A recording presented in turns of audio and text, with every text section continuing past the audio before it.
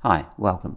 In this tutorial we're going to take a look at Marvelous Designer. Now if you followed along from volume 1 you'll have a scene that looks something like this. If not, I'll make this scene available for download with the lessons, so you can just start from here. Okay, so we're going to look at several aspects of cloth for interior design. We're going to look at things like covers for these couches. We're going to look at various curtains, bedspreads and things like that. We're also going to look at exporting animation from Maya for use in Marvelous Designer to help us get the cloth into the shapes that we want. But first of all, I want to cover kind of the simplest things first. So if you look in your outliner, you'll see a bed and a bed proxy object. Now we created both of these in the first part of the tutorial, and the proxy is just the lowest res version that we can get of this shape. So whenever you're putting something into a simulation package, be it Marvelous Designer, RealFlow or the like, you're going to want low resolution proxy objects. So this will help calculate quicker. So if I look under here, I've got the mattress and the basic shape of the bed. The first thing I want to do is put some sort of sheet on this mattress. Now Marvelous Designer works in OBJ, so I'm going to have to export this. Okay, and I'm just going to export this as an OBJ. So I'll go to my data directory and I'll just export this as mat for bed, mattress for bed. Oops, and I actually exported that as a Maya binary. So export selection, and you want to pick OBJ there. Okay, if you don't see an OBJ export, you might need to go to Preferences Plugin Manager and load the OBJ export plugin, which can be found here, OBJ export. Mine's on auto load, so if you don't see that option, just go into the plugin manager and give it a tick. Alright, so that leaves us with this exported. Now let's run into Marvelous Designer, and when you open Marvelous Designer, this is what you'll see. This is what it calls an avatar, and this is what it calls a pattern. Patterns are what we use for laying out the cloth, and avatars are the things that will collide with the cloth, if you like. So we're just going to go to New Avatar. So we're going to import OBJ. Okay, and I'll have to just go to my room final project in my data directory, and I'll see that mattress for bed. Now as we're working in centimeters in Maya, we'll need to also set centimeters for Marvelous Designer. Okay, and that loads in my bed, which is pretty much in scale with this cloth now. Alright, so there's the mattress for my bed. Now I obviously don't want this dress, so new garment, and Marvelous Designer calls its patterns garments. It was invented, I believe, for the fashion industry.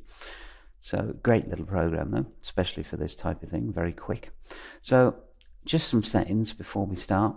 I'm just going to go in and set the view control to Maya preset. Obviously if you're more comfortable in Max or something else, use that, but for me Maya is fine, and this will let me rotate and pan the zoom, pan and zoom the display the same way in Maya, so just Alt and the mouse buttons. Okay, so there's our proxy object in. We now need to start with some garment for this, in our case just a large sheet, and as I said, I will do the simplest one first. So if we look up here, create rectangle, and let's just make a sheet. Okay, so I'm guesstimating the size for now. That will bring in our garment, and we need to synchronize it across to the 3D view here. Alright, now the Marvelous Designer viewport, in my opinion, is not great. It does take a little bit of fiddling around with. So for instance, if I click on here, you see this is just the movement tool is not what you call great to try and get things into position. Now we can make it a little better by right clicking on the background here, going to what they call the gizmo and setting it to local coordinate gizmo. At least then when we click we'll be able to, and rotate, will be rotating locally instead of the standard Marvelous Designer way, which is very, very tricky. And I'm going to bisect this so I can take a look at the size. Now we're going to make a very simple fitted sheet, so we need it to hang down as a sheet would and be tucked in on the bottom. So I can already tell this is not going to be big enough. So I can come up here, click on the pattern, and if I click on this, this is the transform. So I'll then be able to scale it out, and it should auto update on this view here. You don't have to be too precise with this. It's going to be folded under the bottom of the bed anyway. And let's just make it a little longer at the back. And it can take it a second or two to update. It's normally pretty fast. Actually, it's extremely fast once it gets going, especially if you've dealt with simulation cloth data before. You'll be, I think, quite surprised at how fast Marvelous Designer does this. Now, before I hit simulate, I just want to explain a couple of things on the simulation property. Now, the particle distance is extremely important in Marvelous Designer. The lower it is, the more high-res your cloth will be. Also, the more geometry it will have, so, bear that in mind, but the slower it will be. So for testing purposes, I'd like to see if this is going to drape nicely over this bed. We'll put it to a particle distance of 40. This will be really quick. So I'm going to hit the simulate button up here. And you'll see that's really nice and fast.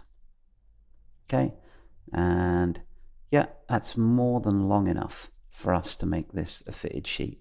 In fact, it's probably a bit long. Now, a nice thing is I can transform this pattern while we're draped over the bed, like so. So I can really get a good look at how it's going to hang down, really start to fine-tune the length a little bit.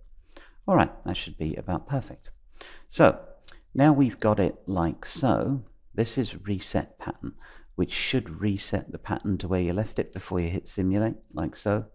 So if I just come in and simulate, you'll see, just to reset that back, hit this, rearrange pattern. Now this will reset the pattern to its default, so it will, again, I'll just do that now, it again will appear in the same place it did when you synchronized it. So you don't normally want to hit that, especially when we're later on dealing with more complex patterns, because it will sort of unrearrange everything for you. With something simple like this, it's not such a big issue to get it back into position. Okay, so in general you want to use this one, rearrange, not reset. Okay, let's just check that again, and you can see that's just really quick to simulate there. Alright, so now we're going to want this to be elastic, because we'll want it to kind of tuck itself in. So if we just come along here, and if we go down to elastic here under selected line, and turn that on, if we turn it on now, it's not going to work, because it's going to be all crumpled up before it hits the bed. So I'll just show you what I mean. Okay, so we don't really want that. That's a bit too creasy for us. So if we just come off and turn it off for now, just to show you where the setting is, do the basic simulation, get it to about here, and then turn it on. And now you'll see it starts to fold under the bed. It doesn't have a lot of strength to it, so I'll put the strength up to 25. And you can see I can change these values while it's simulating. And you'll see it's still not kind of fully folded under. This is because of the ratio on the elastic. At the moment, it's pulling it 80%, which means it's pulling it sort of 20% inwards. So if I set this to 100, you'll see the line length on it is the same now as the original line length. If I was to set this to 10, you'll see that will try and pull the line length 10% of the original length. So let's set this quite high. Let's set it to 50, which means this line will try and be half the size that it should be, or it'll have the elastic power of sort of half the size. And there we go. That's a really quick, simple way to wrap the sheet around. Now, that elastic could be a bit ferocious there, so we'll try a ratio of, say, 80%. And just let that work its simulation out. Okay, 80% still too draggy, so let's try maybe 65. And again, with this particle distance at 40, it makes this really quite fast to, check out some settings. Alright, and that should about do it. So I'm going to reset the pattern, turn off the elasticity, and set the particle distance to something a bit more a bit more resolution. So when we export out, we got a nice smooth cloth. And you'll see this gets much slower at a particle distance of 20. It's still pretty fast when it comes to cloth simulation. But you can see we're getting smoother bends and folds, and you can take this all the way down to, I think it's either 3 or 5. To be honest with you, I never go below 10. After you start to dive down into anything below 15, it starts to take really quite a long time to simulate, and the mesh you get out on the other end is very high poly. So I tend to go for 15 if I really need a lot of intricate folds. I never really go any lower than that. Okay, so now we've got this, we can turn the elastic back on, and you'll see this jumps in and creates that sheet fold for us. Okay, what's happening here, I think, is we've got a piece that actually bisected the floor. Even though there is no floor plane, Marvelous Designer puts one in automatically. And occasionally what will happen is a piece of cloth will get stuck on it, and we'll end up with this sort of really jagged simulation that takes a long time to settle down. So we can correct this by doing a more gentle elasticity. So if I just drape this once more, and as I say, this is quite a large area of cloth that's simulated here, so it's actually quite quick to do it. Right, and rather than trying to get that elasticity to go all at once, we'll now come up and turn it on, give it a strength of maybe 5 and a ratio of 80, and we'll just pull it up a little bit at a time. It will just help the simulation engine so it doesn't have to do such a giant leap from sort of full size to half size along the elasticated bits.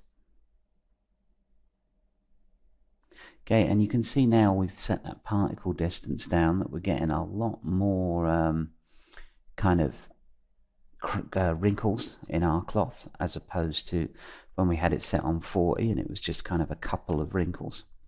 Alright, and now we can go and set this to maybe 65, 70. Okay, so we've just given the simulation a hand so it's not such a giant shock all at one time.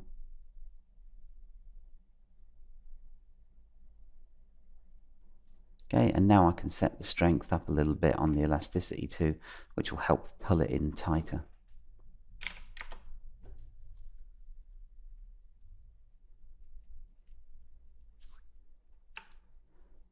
Okay, and what I'm seeing here is that cloth could have done with being just a little bit longer, because it isn't quite wrapping this bottom part underneath fully.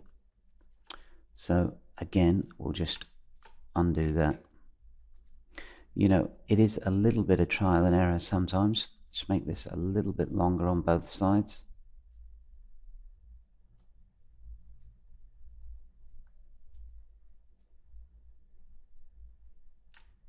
Okay, that should do it now. Make sure we've got the elastic off. Hit drape again.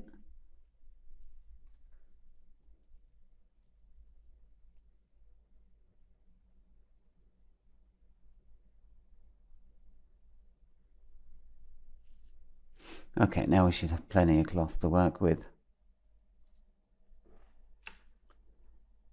It's elastic on, strength of 5 and ratio to 80, just to help it curl up a bit.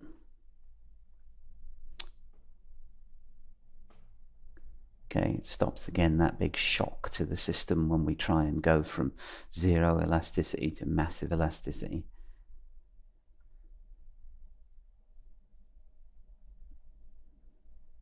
Okay, and just give it a few seconds to sort of calm down a bit on the simulation.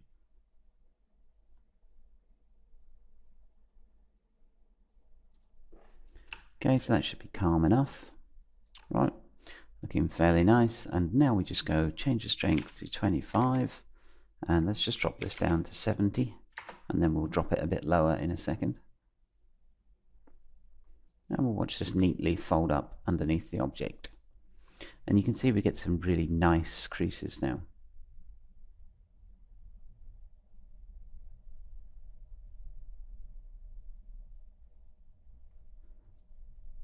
Okay, so that's going up and under quite nicely. What I'm going to do is I'll just pause now and I'll just drop this ratio down a little bit more and simulate out. I just don't want to make you watch that, so I'll be back in 2 seconds. Okay, and that's done, and I actually went all the way down to 45 on the ratio there because we had to make the cloth a little bit longer to fold underneath. So, you know, it just gives us a nice fitted sheet. Now, you can smooth this out in Maya using the Sculpt Poly tool, which we'll be doing, because you know you're not going to get everything in one solution. Unfortunately, sometimes the cloth out of this needs just a little bit of tweaking. You could also drop the particle distance a bit more, which would smooth this out, but again at the price of creating much higher res geometry. So for now, let's just export this out back to Maya. So let's go export OBJ, and I'll call this fitted sheet from Marvelous Designer. Okay, and once again, make sure you tick centimeters. Now, we don't want the avatar shape, which in this case is the mattress. We just want the pattern. And again, scale on centimeters. Okay, if I go back to Maya now and just file import. And let's see, OBJ. And there we go, fitted sheet from Marvelous Designer. There it is. So let's just put a standard Lambert material on this and center the pivot. Okay, and there you can see I actually don't need this mattress anymore because I'm going to use the sheet in place. Okay, if I just pop that there you can see we've got this nice fitted sheet, which is just a base for us to work on. Okay. Now, so if you've got now a duvet on top of this that's thrown backwards slightly, you're going to see these nice fitted sheet fold marks. If you wanted to smooth this out a bit, there's a couple of ways to do it. You can just use the Sculpt Poly tool, so under Mesh, Sculpt Geometry tool, and we can double click here to bring up its options, make sure it's on smooth, hold B to change the brush size, and then use the slide the mouse left and right. And we can come in here and start manually smoothing these up. You know, it doesn't take too much time. And to be honest, at this level of detail out of Marvelous Designer, even though it does look a tad jagged in the viewport, that's just for the anti-aliasing on the viewport, that'll be pretty smooth come render time. You know, and if you want to, you can always go along with the Sculpt Poly tool. Now, another way to do it is there's a plugin within Soup. So if you've followed the modeling portion of this, you'll already know about the Soup plugin. But if you haven't, then you need to go to Soup Dev and download it. Okay, so it's just www.soup-dev.com, and you can get it here from pretty much all builds of Maya. Now, I'm going to be using some of the functionality of this, but if you're doing dynamics in general, it's a fantastic plugin. Please give it a look. Okay, so as I said, we could have smoothed this with the Sculpt Geometry tool. And, you know, if we just go Mesh Smooth right now, that's going to take a long time, and it's going to create a lot of geometry. So we need a way to smooth this overall without actually, you know, playing around with the Sculpt Poly or adding a massive amount more geometry to it. And Soup has this nicely covered with a smoothing algorithm. So you'll need to load it in, so Plugin Manager, and just browse for where you installed it. So in my case, that's Program Files, Autodesk Maya plugins. So I'm just going to load the Soup plugin. Okay, and that should come with a shelf. If it doesn't, you can look on their website. There's full install instructions on there. It's a pretty simple procedure.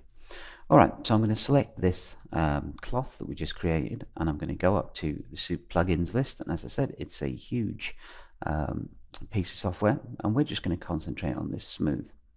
Okay, so if we look under the attribute editor now, you'll see smooth. And it didn't appear to do anything because it's got no smoothing iterations at the moment. So let's flick that to 1, and you see it all gets a little bit smoother. A little bit smoother, a little bit smoother. So preserve boundary will just make sure your object stays the same size. And generally for me, Just one or two smoothing divisions will be fine, and if we look at this, it didn't really add any more geometry to it. Okay, so we'll be using Smooth from Soup quite a bit during this tutorial. I find that it often pays to use their particular smoothing algorithm with cloth, as it generally looks pretty nice. So that's our first object in from Marvelous Designer. Now you'll notice that Marvelous Designer creates triangular meshes, which in our case is absolutely no problem. Version 4, which will be out soon, will also be able to create quad meshes, or if you use ZBrush or 3D Coat, you can always just topologize in there. Okay, so when we come back, we'll look at creating the duvet and the cushions. I just wanted to get you used to the Marvelous Designer workflow. So I hope you found that informative, and I'll be back in a second. Thanks for watching.